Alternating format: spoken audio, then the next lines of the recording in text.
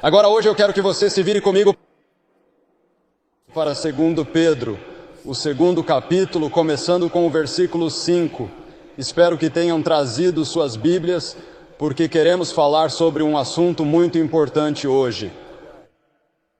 O julgamento de Deus, o amor de Deus e a vinda de Jesus Cristo e o fim dos tempos. Não o fim do mundo, não vai haver um fim do mundo, mas vai haver um fim para a era em que vivemos, que é dominada pelo diabo e dominada pelo mal. Isso vai chegar ao fim, e Cristo, o Messias, vai voltar. Queremos falar um pouco sobre isso hoje. O 2º capítulo de 2 Pedro. Agora, 2 Pedro em suas Bíblias vem logo depois de 1 Pedro, se você estiver com dificuldade para encontrá-lo. Começando com o versículo 5. E não poupou o mundo antigo, mas salvou Noé, o pregador da justiça, a 8ª pessoa, trazendo o dilúvio sobre o mundo dos ímpios, e reduzindo a cinzas as cidades de Sodoma e Gomorra, condenou-as à destruição, pondo-as como exemplo a todos os que no futuro vivessem impiamente.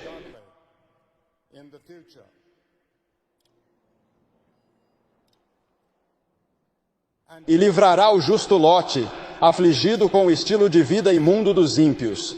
Pois o homem justo que habitava entre eles, e via e ouvia, afligia a sua alma justa dia após dia com as suas obras ilícitas. O Senhor sabe livrar os piedosos das tentações e provações. Se você está passando por uma séria tentação ou provação agora, Deus sabe como libertá-lo se você se voltar para Ele e orar pela fé e crer. E reservar os injustos até o dia do julgamento. Aqueles que estão fora de Cristo, aqueles que vivem vidas perversas, estão sendo reservados para o dia do julgamento. O dia do julgamento está chegando.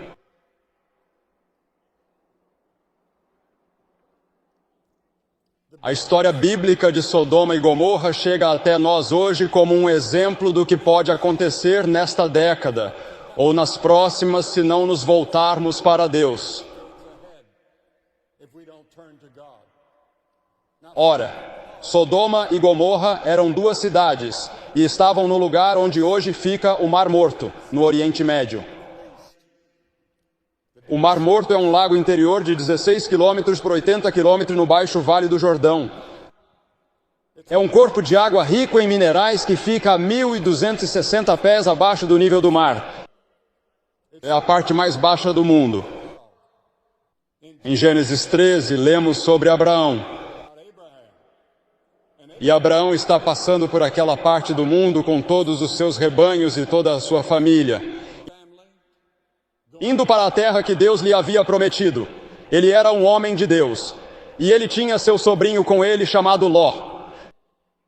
E ele viu que os servos de Ló e seus servos não estavam se dando muito bem.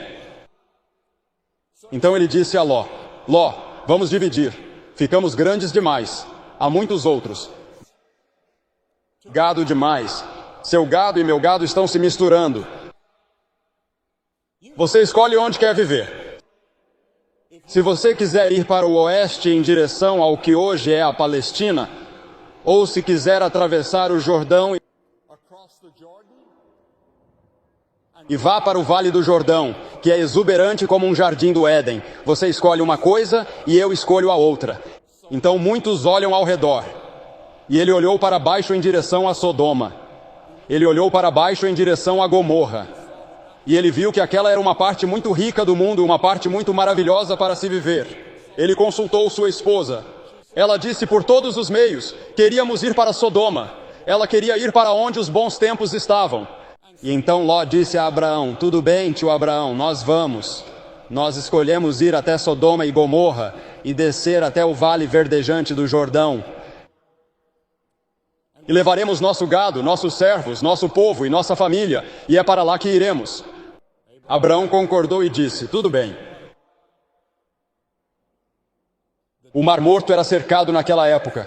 Não era um mar morto, claro, mas naquela época era uma parte exuberante, incrivelmente exuberante do mundo. Mas com sua riqueza veio um estilo de vida de hedonismo, obsessão sexual e perversão, o qual dificilmente foi igualado na história do mundo. De modo que hoje a palavra Sodoma é usada para descrever um certo estilo de vida que as pessoas podem adotar. Assim como Deus enviou um dilúvio para destruir uma humanidade corrompida nos dias de Noé sobre Sodoma e Gomorra, Ele enviou um julgamento de fogo totalmente destruidor. E aquele fogo, um enxofre que caiu sobre Sodoma e Gomorra, não somente as destruiu, mas afundou aquela parte do mundo até a parte mais baixa da terra. Agora, quais eram os pecados de Sodoma? Por que Deus permitiu que esse julgamento caísse? O primeiro pecado que eles cometeram foi a falsa segurança. Eles estavam seguros. E hoje temos uma segurança por trás de nossos oceanos e por trás de nosso poder militar. O presidente Yeltsin declarou que o mundo inteiro pode estar, sem saber, à beira de um abismo. E vocês viram em seus jornais esta manhã os problemas que eles estão tendo na Rússia agora, no governo.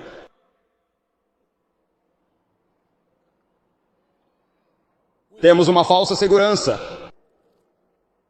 Ai daqueles que descem ao Egito. Naquela época, o Egito não tinha muito a ver com o povo israelense. E ainda assim, vez após vez, os israelenses iam ao Egito em busca de ajuda.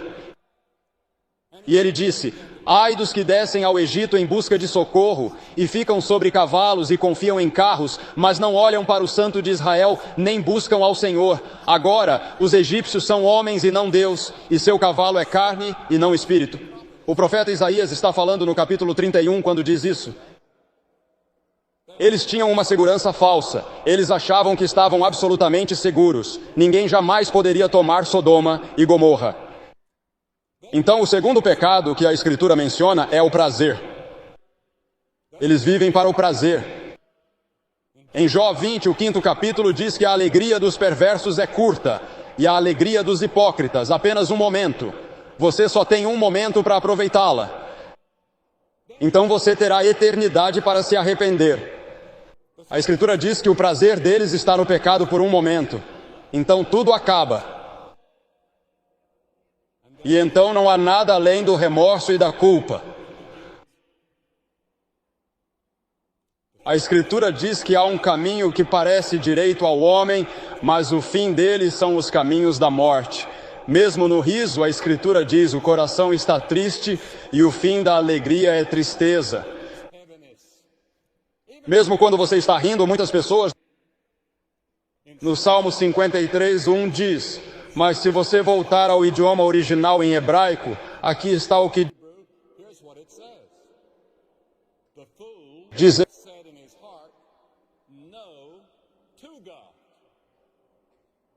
Ele não está dizendo que não há Deus. Ele está apenas dizendo não a Deus. Veja, você não pode provar cientificamente que existe um Deus e você não pode provar cientificamente que não existe Deus. Mas todo mundo sabe que deve haver um Deus. E então há outro pecado que Sodoma e Gomorra cometeram. Foi um exagero. A maior parte do mundo, uma grande parte do mundo, vive abaixo do que chamamos de nível de pobreza.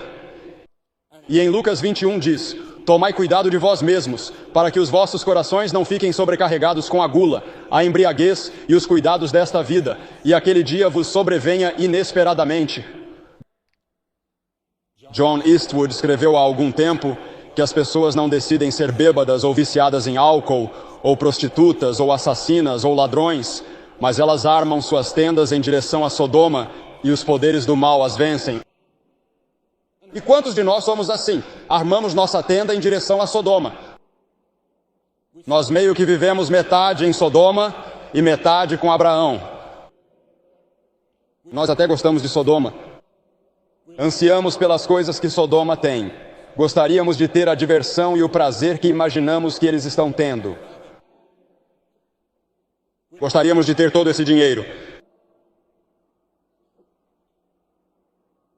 Mas os poderes do mal vencerão vocês e vocês morrerão antes do tempo e se perderão de Deus.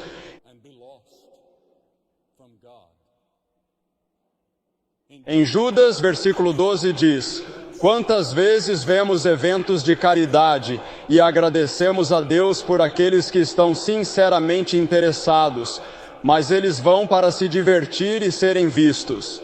E há um lugar na instituição de caridade deles. E esse é o lugar.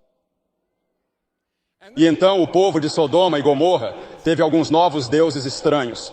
Sempre que um homem busca, honra ou exalta algo mais que Deus, isso é idolatria. E muitos de nós somos culpados de idolatria, mas não percebemos isso. No Salmo 44 diz, Romanos 1 diz: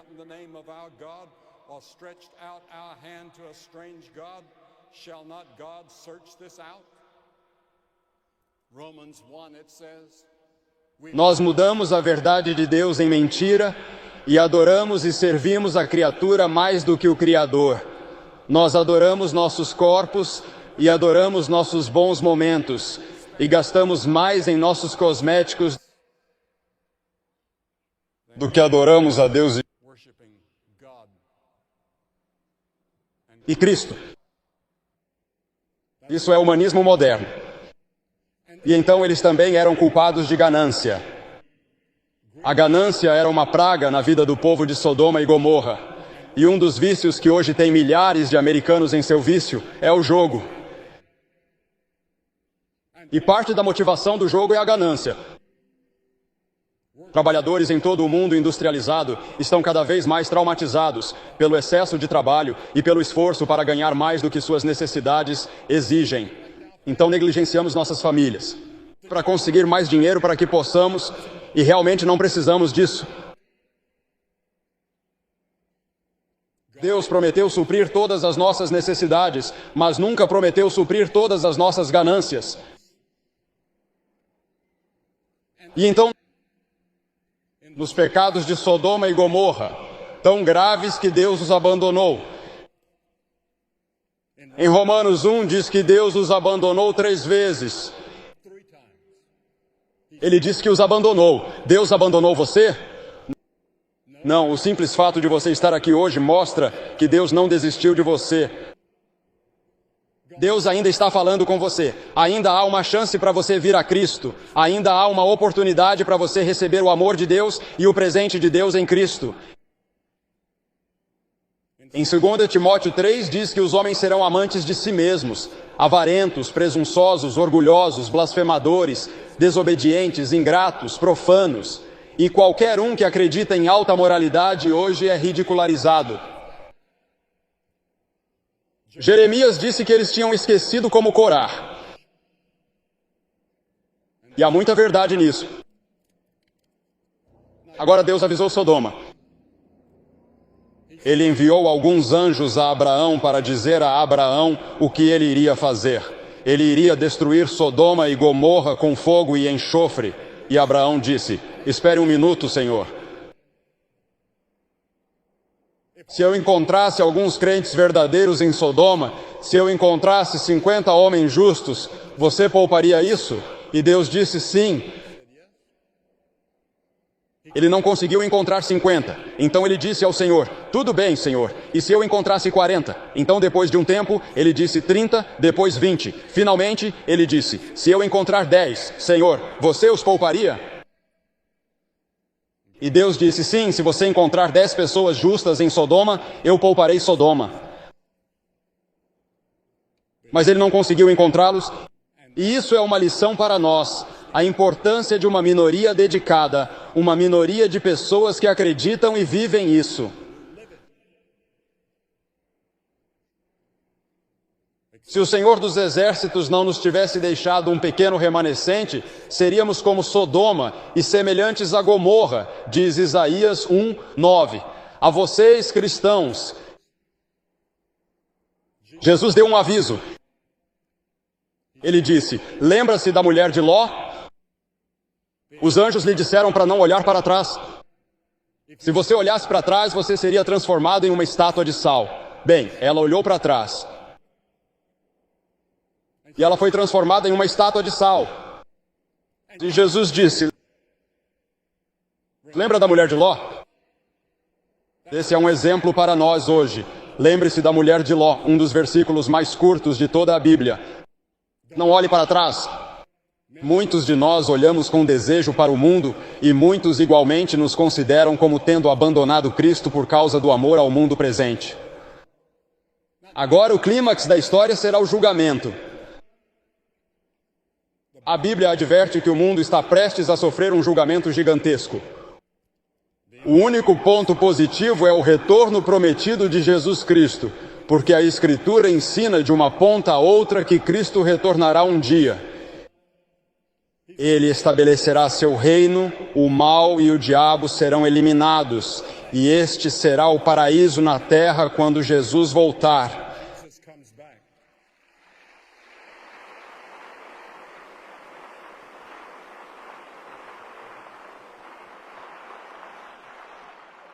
Veja, Jesus Cristo nos amou tanto que Ele foi à cruz e morreu por nós.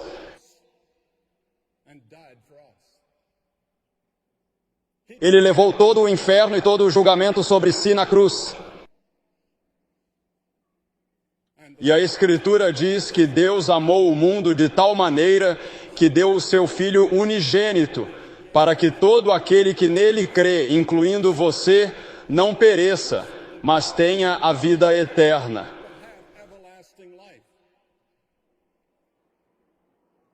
Você diz, bem, quando Cristo vai voltar? Jesus disse, mas daquele dia e hora ninguém sabe, nem os anjos do céu, mas somente meu Pai. Não sabemos o dia, não especule. Está chegando, é certo, Ele nos deixou certos sinais. Gostaria que tivéssemos tempo para entrar em todos eles hoje. Acredito que cada um desses sinais está sendo cumprido agora mesmo. E Cristo pode voltar a qualquer momento.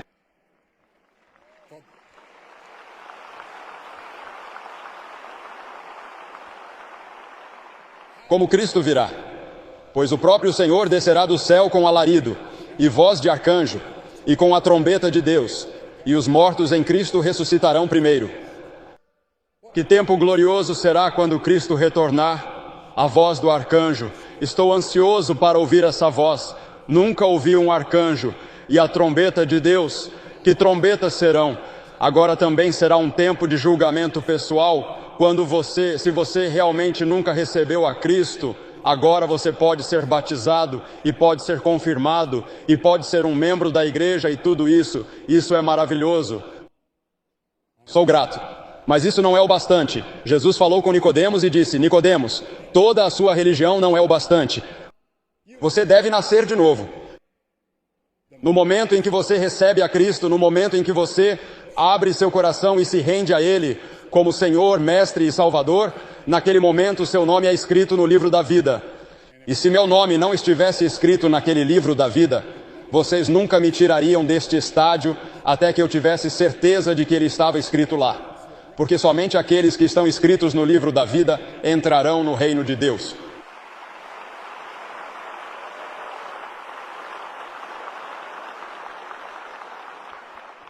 Veja, para aqueles que estão escritos no livro da vida, Jesus Cristo morreu na cruz. Eles colocaram pregos em suas mãos, um espinho em seu lado e uma coroa de espinhos em sua testa, e ele sofreu uma das mortes físicas mais agonizantes que uma pessoa pode sofrer. Mas esse não foi seu sofrimento real. O sofrimento real de Jesus Cristo foi quando ele disse, meu Deus, por que me abandonaste? Porque naquele momento Deus tomou seus pecados e meus pecados e colocou sobre Cristo.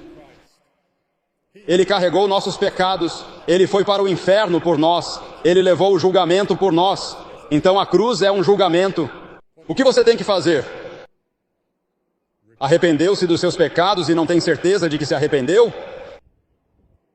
Entregar-se totalmente a Cristo, seu coração, sua mente, seu corpo, sua vida, para que Cristo seja o primeiro em sua vida? Vou pedir que você assuma esse compromisso esta tarde. Vou pedir que vocês façam o que vimos milhares de pessoas fazerem na semana passada. Levantem-se do seu assento de todos os lados deste estádio e venham e fiquem na frente. E depois que todos vocês vierem, eu vou dizer uma palavra para vocês e fazer uma oração com vocês. E vocês podem se levantar e voltar e se juntar aos seus amigos. Nós vamos dar a vocês alguma literatura, um livro que vai ajudar vocês na sua vida cristã. Mas vocês se levantem e venham. E não demorem, porque ele diz que agora é o tempo aceito. Hoje é o dia da salvação. Vocês podem nunca ter outro momento como este enquanto viverem. Quando você verá outra coisa assim em Pittsburgh? Talvez em outra geração ou talvez nunca. E no que lhe diz respeito, isso pode nunca acontecer. Nós vamos esperar por você. Você vem de lá de cima, onde quer que esteja, Deus está falando com você. E aqui de volta, onde os assentos estão ocupados, você vem e se junta a eles.